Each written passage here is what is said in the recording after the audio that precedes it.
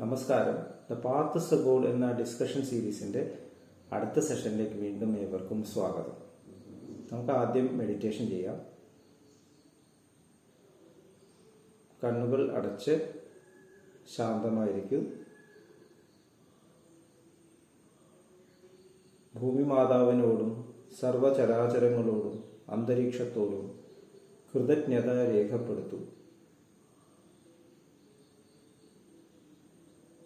ഭൂമി മാതാവിൽ നിന്നുമുള്ള healing energy കാലുകളിലൂടെ പ്രവേശിച്ച് ശരീരം മുഴുവൻ വ്യാപിക്കുന്നതായും ശരീരത്തിലെ എല്ലാ ഭാഗങ്ങളെയും എല്ലാ കോശങ്ങളെയും റിലാക്സ് ചെയ്യാൻ സഹായിക്കുന്നതായും അനുഭവിക്കും.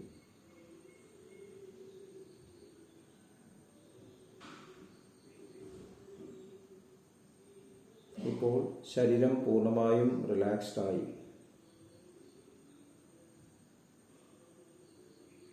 ഈ റിലാക്സേഷൻ ഹൃദയത്തിൽ അനുഭവിക്കൂ. ശ്വാസം ദീർഘമായി ഉള്ളിലേക്ക് എടുക്കൂ. ഹൃദയത്തിൽ സ്നേഹം നിറയുന്നതായി അനുഭവിക്കൂ. ശ്വാസം പുറത്തേക്ക് വിടുമ്പോൾ സ്നേഹം പ്രപഞ്ചം മുഴുവൻ വ്യാപിക്കുന്നതായും അനുഭവിക്കൂ.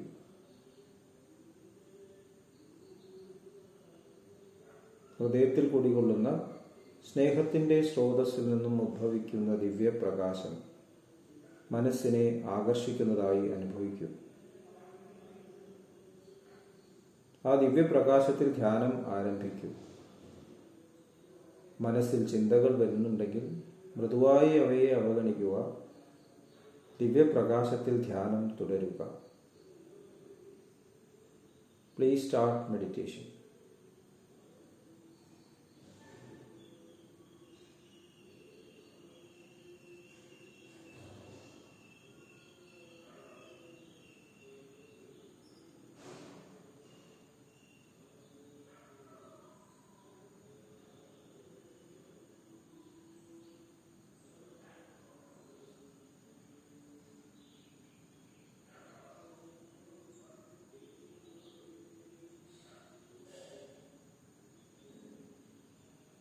ഓക്കെ, കണ്ടീഷൻ നിലനിർത്തി പതുക്കെ കണ്ണുകൾ തുറക്കും. എല്ലാവരെയും ഹാർദമായി ഹാർട്ട്ഫുൾനെസ് സഹജമാർഗ് മെഡിറ്റേഷൻ സിസ്റ്റത്തിലേക്ക് സ്വാഗതം ചെയ്യുന്നു. എങ്ങനെ ജോയിൻ ചെയ്യാം എന്നത് ഡിസ്ക്രിപ്ഷൻ ബോക്സിൽ കൊടുത്തിട്ടുണ്ട്. നമ്മൾ മാനിഫെസ്റ്റിംഗ് ലവ് എന്നുള്ള ഡിസ്കഷനിൽ principles of conversation Lalaji Maharaj നമുക്ക് നൽകിയിട്ടുള്ള പ്രിൻസിപ്പിൾസ് ഓഫ് കോൺവെർസേഷനാണ് ഡിസ്കസ് ചെയ്യുന്നത്. അപ്പം അതിൽ ക്രോധത്തിൻ്റെ പ്രാധാന്യം, ക്രോധം എങ്ങനെ നമ്മൾ ട്രാൻസ്മ്യൂട്ടേറ്റ് ചെയ്തിട്ട് നമ്മുടെ എവല്യൂഷൻ ഉപയോഗിക്കാം എന്നെല്ലാം നമ്മൾ ഡിസ്കസ് ചെയ്തു. അപ്പോൾ നമ്മൾ സംഭാഷണം നടത്തുമ്പോൾ പലപ്പോഴും നമ്മൾക്ക് നമ്മുടെ ഈഗോ ഇടപെടുന്നതായിട്ട് കാണാൻ സാധിക്കും. ആരെങ്കിലും എന്തെങ്കിലും ഒരു കാര്യം പറയുമ്പോൾ അത് പൂർണ്ണമായിട്ട് സ്വീകരിക്കാൻ നമുക്ക് സാധിക്കുന്നില്ല. പൂർണ്ണമായിട്ടല്ല, ചിലപ്പോൾ സ്വീകരിക്കാനേ സാധിക്കുന്നില്ല. ഒരു സംഭാഷണം നമ്മൾ നടത്തുമ്പോൾ അല്ലെങ്കിൽ ആരെങ്കിലും നമ്മളോട് സംസാരിക്കാൻ വരുമ്പോൾ എങ്ങനെയാണ് അവരായിട്ട് ഇൻറ്ററാക്ട് ചെയ്യേണ്ടത്, എങ്ങനെയാണ് ഹൃദയപൂർവ്വം ഹാർട്ട്ഫുള്ളായിട്ട് അവരായിട്ട് കമ്മ്യൂണിക്കേറ്റ് ചെയ്യേണ്ടത്, ഇത് നമ്മൾ സ്വയം പരിശീലിക്കേണ്ട കാര്യമാണ്. ഈശ്വരൻ എങ്ങനെയാണ് ഈ ലോകമായിട്ട് കമ്മ്യൂണിക്കേറ്റ് ചെയ്യുന്നത്? ഈശ്വരൻ കമ്മ്യൂണിക്കേറ്റ് ചെയ്യുന്നതേയില്ല. എല്ലാ ചരാചരങ്ങളും ഹൃദയത്തിൽ ഇരുന്നുകൊണ്ട് ഈശ്വരൻ എല്ലാ അറിവും നൽകിക്കൊണ്ടിരിക്കുന്നു. ഈശ്വരൻ്റെ പ്രസൻസ് ഇവിടെ കാണുന്നതേയില്ല. പ്രസൻസ് ഇൻ ആബ്സെൻസ് എന്ന് പറയാം. ഈശ്വരൻ ആബ്സെൻ്റ് ആണ്. പക്ഷേ ഈശ്വരൻ ഇല്ലാതെ ഒരു കാര്യം ഇവിടെ നടക്കുന്നില്ല. ഭഗവത്ഗീതയിൽ ഭഗവാൻ പറയുന്നുണ്ട്, ഈ പ്രപഞ്ചം മുഴുവൻ നടക്കുന്നത് ഞാൻ പ്രവർത്തിക്കുന്നത് കൊണ്ടാണ്. അതായത് അബ്സല്യൂട്ട് തലത്തിൽ നിന്നും ഉള്ള ആ സ്പെഷ്യൽ പേഴ്സണാലിറ്റി നമ്മുടെ ഉള്ളിൽ നിന്നും ആക്ടിവേറ്റ് ആക്കുന്നത്. അതുകൊണ്ടാണ് എല്ലാം പ്രവർത്തിക്കുന്നത്. അവിടെ നിന്നാണ് എല്ലാ ഊർജവും ലഭിക്കുന്നത്. അപ്പം അങ്ങനെ നോക്കുമ്പോൾ എല്ലാവരുടെയും ആവശ്യം നിറവേറ്റപ്പെടുന്നുണ്ട്. പക്ഷെ അറിയുന്നില്ല എന്ന് മാത്രം. നീഡ്സ് എന്നുള്ള പദം നമ്മൾ കേട്ടിട്ടുണ്ട്. Needs and wants. Babuji Maharaj വളരെ ഇമ്പോർട്ടൻ്റ് ആയിട്ടുള്ള ഒരു ഡിഫറൻസിയേഷൻ ഇതിൽ കൊണ്ടുവരണം എന്ന് പറഞ്ഞു. നമ്മുടെ ആവശ്യങ്ങളും ആഗ്രഹങ്ങളും. ആവശ്യങ്ങൾ നിറവേറ്റാൻ നമുക്ക് അധികാരമുണ്ട്. പക്ഷെ ആഗ്രഹങ്ങളുടെ തലത്തിലേക്ക് നമ്മൾ വീഴുമ്പോൾ അപ്പോഴാണ് ഇവിടെ സ്ട്രെസ് ഉണ്ടാവുന്നത്. അതുകൊണ്ടാണ് മഹാത്മാഗാന്ധിജി പറഞ്ഞത് എല്ലാവരുടെയും ആവശ്യങ്ങൾക്കായിട്ട് ഈ ലോകത്തിലുണ്ട്, പക്ഷെ ആഗ്രഹ പൂർത്തീകരണത്തിന് ഇല്ല എന്നാണ്. ഒരാളുടെ ആഗ്രഹം പൂർത്തീകരിക്കാനും കൂടി ചിലപ്പോൾ ഈ ലോകത്തിലുള്ള എല്ലാം തികയില്ല, പ്രപഞ്ചം മുഴുവൻ തികയില്ല. എഴുതിയിൽ എണ്ണ ഒഴിക്കുന്ന പോലെയാണ്. ഹിരണ്യകശിപുവിൻ്റെയും രാവണൻ്റെയും ഒക്കെ കഥ നമ്മൾ കേൾക്കുന്നില്ല, എത്ര ആയാലും മതിയാവണില്ല. അവസാനം ഈശ്വരനെ ചാലഞ്ച് ചെയ്യാം, ആ ലെവലിലേക്ക് എത്തി. അപ്പോൾ എന്താണ് നമ്മുടെ ആവശ്യം? നമ്മൾ ഒരാളായിട്ട് കമ്മ്യൂണിക്കേറ്റ് ചെയ്യുമ്പോൾ എന്താണ് ആവശ്യം എന്ന് നമ്മൾ മനസ്സിലാക്കണം. അപ്പോൾ ആ അടിസ്ഥാനപരമായിട്ട് നീഡിലേക്ക് നമുക്ക് കണക്ട് ചെയ്യാൻ പറ്റുകയാണെങ്കിൽ നമുക്ക് പ്രശ്നങ്ങളില്ലാതെ കാര്യങ്ങൾ മുന്നോട്ട് കൊണ്ടുവരാൻ സാധിക്കും. നോൺ വയലന്റ് കമ്മ്യൂണിക്കേഷൻ എന്ന് പറയും, വയലൻസ് ഇല്ലാണ്ട്. രണ്ടുപേര് സംസാരിക്കുമ്പോൾ, ഉറക്കെ സംസാരിക്കുമ്പോൾ അതിൻ്റെ അർത്ഥം എന്താണ്? രണ്ടുപേര് വളരെ ദൂരെ നിൽക്കുക എന്നാണ്. ദൂരെ നിൽക്കുന്നവരല്ലേ ഉറക്കെ സംസാരിക്കുക. അപ്പോൾ ഹൃദയങ്ങൾ നമ്മൾ അകലുമ്പോഴാണ് ഉറക്കെ സംസാരിക്കേണ്ടത്. അതുകൊണ്ടാണ് നമ്മൾ ഉച്ചത്തിൽ സംസാരിക്കുന്നത് ലാലാജി മഹാരാജ് പറയുന്നത്. ഒരു ശാന്തമായിട്ടുള്ള സ്റ്റിൽ എയർ ഫ്ലോ ചെയ്യുന്ന പോലെ ആവണം എന്ന് ലാലാജി മഹാരാജ് പറയുന്നു. അപ്പോൾ പല ലെവൽസിൽ നിൽക്കുന്ന ആൾക്കാരുണ്ട് ഈ ലോകത്ത്, എല്ലാവരും ഒരുപോലെ അല്ല. അപ്പം അങ്ങനെ നോക്കുമ്പോൾ ആവശ്യങ്ങൾക്ക് തന്നെ ഒരു ഗ്രഡേഷൻ നമുക്ക് കാണാം. നമ്മൾക്ക് ആനിമൽ ലൈഫിലേക്ക്, പ്ലാൻ ലൈഫിലേക്ക് നോക്കാം. എന്താണ് ആനിമൽസിൻ്റെ ആവശ്യം? എന്താണ് പ്ലാന്റ്സിൻ്റെ ആവശ്യം? പ്ലാന്റ്സിൻ്റെ എന്താ ആവശ്യം? അവർക്ക് വെള്ളം വേണം, ന്യൂട്രീഷൻ വേണം, സൂര്യപ്രകാശം വേണം, നല്ലൊരു എൻവയൺമെൻറ്റ് വേണം. അതേ അവർക്ക് ആവശ്യം. നമ്മൾ ശരിക്കും പരിപാലിക്കേണ്ട ആവശ്യം കൂടി ഇല്ല. അപ്പോൾ അവിടെ വലിയ തിക്കും തിരക്കുന്നൊരു മരം വളരുന്നു. അപ്പം അതിനൊരു പറ്റുന്ന ഒരു കൺജീനിയർ എൻവയൺമെൻറ്റ് മാത്രം മതി, വേറെ ആഗ്രഹങ്ങളൊന്നുമില്ല. ഒരിക്കലും ഒരു മരം ആഗ്രഹിക്കുന്നില്ല വേറെ എവിടെയെങ്കിലും പോയി വളരാം എന്ന് ആഗ്രഹിക്കുന്നില്ല. അപ്പം നമ്മൾക്ക് അങ്ങനെയാണ് മനസ്സിലാവുന്നത്. മൃഗങ്ങളുടെ നോക്കുകയാണെങ്കിലും ആവശ്യങ്ങൾ കുറച്ചുകൂടിയും ചേഞ്ച് വരും. മൃഗങ്ങൾ ഇവോൾവ് ചെയ്യുമ്പോൾ ആവശ്യങ്ങൾ മാറി മാറി വരുന്നത് കാണാം. കുറച്ചുകൂടിയും ശരീരത്തിൻ്റെ ആവശ്യങ്ങൾ, നിലനിർത്തേണ്ട ആവശ്യമുണ്ട്. ചിലപ്പോൾ ഇവിടെ ഭക്ഷണം കിട്ടിയിട്ട് വേറെ എവിടെയും പോകുന്നു.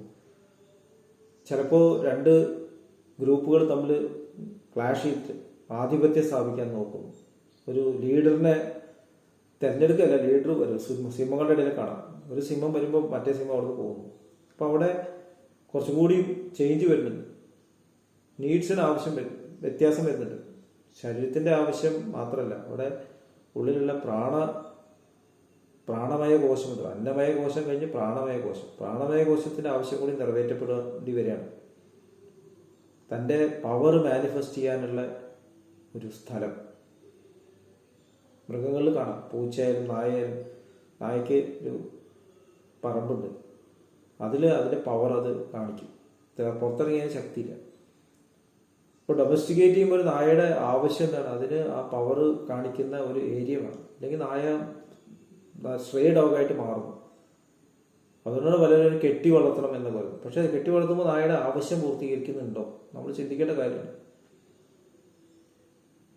നായ്ക്ക് ഭക്ഷണം കൊടുക്കുന്നു, ട്രെയിനിങ് കൊടുക്കുന്നു, നമ്മുടെ ആവശ്യം പൂർത്തീകരിക്കാനാണ് അതിൻ്റെ ട്രെയിനിങ്. പക്ഷേ നായയുടെ ആവശ്യം പൂർത്തീകരിക്കപ്പെടുന്നുണ്ടോ നമ്മൾ ചിന്തിക്കേണ്ട കാര്യം. അതുപോലെ തന്നെ അവർക്ക് സെക്ഷുവൽ നീഡ്സ് ഉണ്ട് മൃഗങ്ങൾക്ക്. ആ കാലം വന്നു കഴിഞ്ഞാൽ നായകളായാലും പൂച്ചകളായാലും ആരും പറഞ്ഞാൽ കേൾക്കില്ല. നമ്മൾ വളർത്തുന്നതായാലും അവരുടെ കാലം വന്നു കഴിഞ്ഞാൽ നമ്മൾ പിടിച്ചു മാറ്റുന്നു തുടങ്ങിക്കഴിഞ്ഞാൽ നമ്മളെ കടിക്കും. അപ്പോൾ അവിടെ ഒരു ആവശ്യം കൂടിക്കഴിഞ്ഞു. സെക്ഷുവൽ നീഡ്, എല്ലാ ഇന്ദ്രിയങ്ങളും പ്രവർത്തിക്കുന്ന ആ ഒരു സ്റ്റേറ്റിലേക്ക് എത്തുന്നു. നേരെ മറിച്ചിട്ട് പ്ലാന്റ്സിൻ്റെ തലത്തിൽ അങ്ങനെ പ്രതികരണം കാണാൻ നമുക്ക് സാധിക്കില്ല. ആനിമൽസിൻ്റെ ലെവലിൽ പ്രതികരണം, അപ്പോൾ ഒരു ആവശ്യം കുറച്ചുകൂടി കൂടിയിരിക്കുന്നു. അവർക്ക് താമസിക്കാൻ ഒരു സ്ഥലം വേണം, നെസ്റ്റ് വേണം, അല്ലെങ്കിൽ ഒരു ഗുഹ വേണം, ഒരു ഷെൽട്ടർ വേണം, മഴ നനയാതെ ജീവിക്കണം. അവർക്ക് ഗ്രൂപ്പായിട്ട് ജീവിക്കണം, ഷെയറിങ് വേണം. ഒറ്റയ്ക്ക് ജീവിക്കാൻ പറ്റാതെയൊന്നും. ആനകളായാലും കഴുതകളായാലും കുതിരകളായാലും കുരങ്ങന്മാരായാലും എല്ലാത്തിനും ഈ ഒരു ഗ്രൂപ്പ് ആക്ടിവിറ്റി ഉണ്ട്. അപ്പോൾ ഷെയറിങ് ഒരു ആവശ്യമായിട്ട് വരും, ഒരു ബിലോങ്ങിങ്നെസ് അവിടെ വരുന്നുണ്ട്. അപ്പോൾ എനർജി പൂർണ്ണമായിട്ട് ഉപയോഗിക്കണമെങ്കിൽ ഈ ഒരു തരത്തിലുള്ള ഒരു സ്റ്റേറ്റിലേക്ക് എത്തിച്ചേരേണ്ട ആവശ്യമുണ്ട്. ഇപ്പം ബിലോങ്ങിങ് അല്ലെങ്കിൽ ഒറ്റയാനെന്നൊക്കെ പറയും. ആന ഒറ്റയ്ക്ക് പുറത്തേക്ക് ഇറങ്ങുമ്പോൾ വളരെ ഡേഞ്ചറസാണ്. ഒറ്റയാന വളരെ ഡേഞ്ചറസാന്ന് പറയും. അതിന് കണക്ട് ചെയ്യാൻ ഒരു ഗ്രൂപ്പില്ല. അപ്പോൾ അവിടെ ഒരു ഇമോഷണൽ ആവശ്യം വരുന്നുണ്ട്. അപ്പോൾ മെൻ്റൽ ഡെവലപ്മെൻറ്റ് തുടക്കം കാണുന്നു. അവരുടെ ആവശ്യങ്ങൾ, ഇമോഷണൽ ആവശ്യങ്ങളോട് സ്റ്റാർട്ട് ചെയ്തിട്ടുണ്ട്.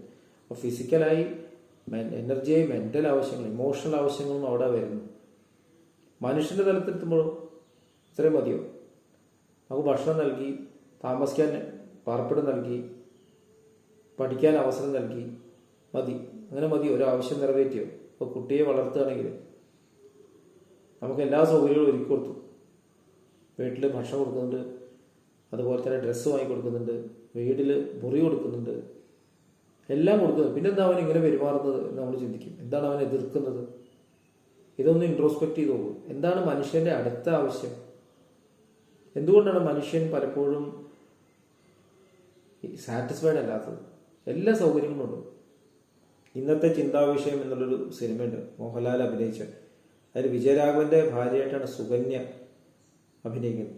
സുകന്യക്ക് എല്ലാ സൗകര്യവും വിജയരാഘവൻ ഒരുക്കി കൊടുക്കുന്നു. ഇപ്പോൾ വിജയരാഘവനോട് സുകന്യ പറയുന്നുണ്ട്, ഞാൻ നിങ്ങൾ കൂട്ടിൽ വളർത്തുന്ന ഒരു പക്ഷിയൊന്നുമല്ല, എനിക്ക് എൻ്റെതായിട്ട് ഫ്രീഡം വേണം എന്ന് പറഞ്ഞു. ഫ്രീഡം എന്നുള്ളൊരു കോൺസെപ്റ്റ് അത് അടിസ്ഥാനപരമായിട്ട് സർവ്വചരാചരങ്ങളുണ്ട്. പക്ഷെ മനുഷ്യനത് പ്രകടിപ്പിക്കാൻ സാധിക്കുന്നു. പക്ഷികൾക്കുണ്ട്, മൃഗങ്ങൾക്കുണ്ട് ഫ്രീഡം. കാരണം അവർക്ക് കൂട്ടിൽ കിടക്കുന്ന നല്ല ഇഷ്ടം, ഷെൽട്ടറിൽ കിടക്കുന്ന അവർ ഫ്രീ. നേരത്തെ പറഞ്ഞവർ കെട്ടിയിട്ട് ജീവിക്കുന്നതല്ല അവർക്ക് ഇഷ്ടം. സ്വതന്ത്രമായിട്ട് അവർക്കൊരു ഏരിയ വേണം, അവർക്ക് അവരുടെ കഴിവുകൾ പ്രകടിപ്പിക്കാനൊരു സ്ഥലം വേണം. ഹം പഞ്ചി ഉന്മുക്ത് ഗഗൻ കെ പിഞ്ചരബദ്ധന ഗാ പായെങ്കെ എന്ന് സുഭദ്രാകുമാരി ചൗഹാന്റെ ഒരു പോയമുണ്ട്. പക്ഷികൾ പറയുകയാണ്, എന്നെ കൂട്ടിലിട്ട് വളർത്തല്ലേ, ഞങ്ങൾക്ക് പറന്നു കിടക്കാനാണ് ഇഷ്ടം. അവരുടെ ആവശ്യത്തിലും ഫ്രീഡം ഉണ്ട്. അപ്പോൾ ഒരു വ്യക്തിത്വത്തിൻ്റെ, അതിപ്പോൾ ഏത് ചരാചരങ്ങളായാലും അതിൻ്റെ അടിസ്ഥാനപരമായിട്ടുള്ള ഒരു ആവശ്യം ഫ്രീഡം ആണ് എന്നുള്ളത് തിരിച്ചറിയുന്നത് മനുഷ്യൻ സ്വയം ഉള്ളിലേക്ക് നോക്കുമ്പോഴാണ്. അപ്പോൾ മാത്രമേ മറ്റുള്ളവരെ മനസ്സിലാക്കാൻ സാധിക്കൂ. നമ്മൾ നമ്മുടെ ഉള്ളിലേക്ക് നോക്കാം, നമുക്ക് എന്താണ് അടിസ്ഥാനപരമായിട്ട് ആവശ്യം? ഈ ഫ്രീഡം അല്ലേ? എന്താണ് ഈ ഫ്രീഡം? ഈ ഫ്രീഡം എന്തുകൊണ്ട് നമുക്ക് എക്സ്പ്രസ് ചെയ്യാൻ സാധിക്കുന്നില്ല? ഇതേക്കുറിച്ചെല്ലാം നമുക്ക് വീണ്ടും ഡിസ്കസ് ചെയ്യാം. അടുത്ത സെഷൻ വരേക്കും വിട വാങ്ങുന്നു. നന്ദി, നമസ്കാരം.